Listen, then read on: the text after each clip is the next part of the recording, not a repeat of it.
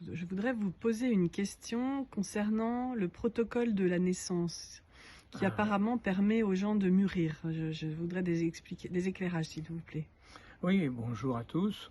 C'est vrai que nous organisons, d'ailleurs le 30 octobre, ce protocole de naissance. On pose des questions souvent.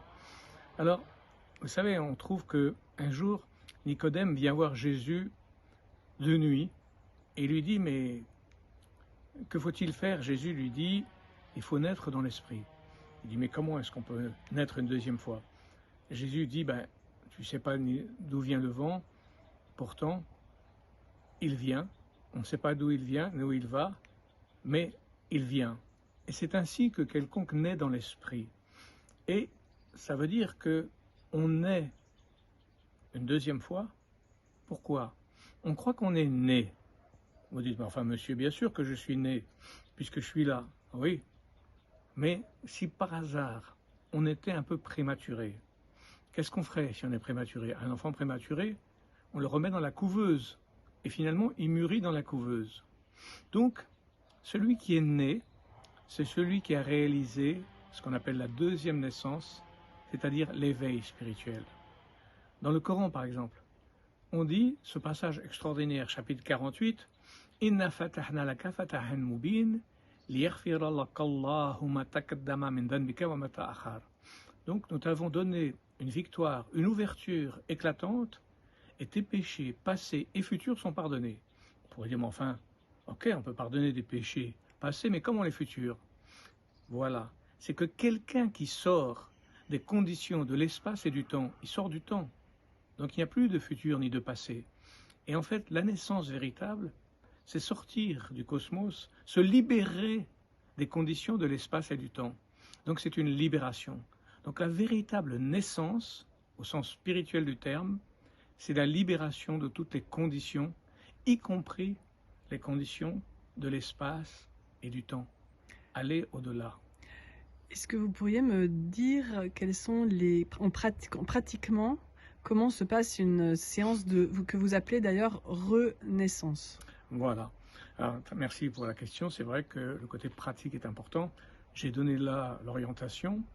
C'est vrai que pour aider une personne à revivre ou progresser dans sa naissance complète, on va les mettre allongés au sol pendant 3 heures, avec une respiration particulière, des musiques qui vont réactualiser 4 matrices périnatales qu'on a vécues dans le ventre de la mère. Car en fait, ce qui se passe dans le ventre de la mère actualise le karma de la vie précédente et donc toutes les mémoires. Donc il y aura une personne assise à côté qui va faire comme le parent le matin, et l'après-midi on inversera. Celui qui était le parent deviendra celui qui est allongé, et chacun, avec ses musiques, dans un état finalement d'auto-hypnose, va entrer dans les profondeurs de lui-même pour essayer de sentir quelles sont ces mémoires poison, on va dire, qui l'ont conditionné.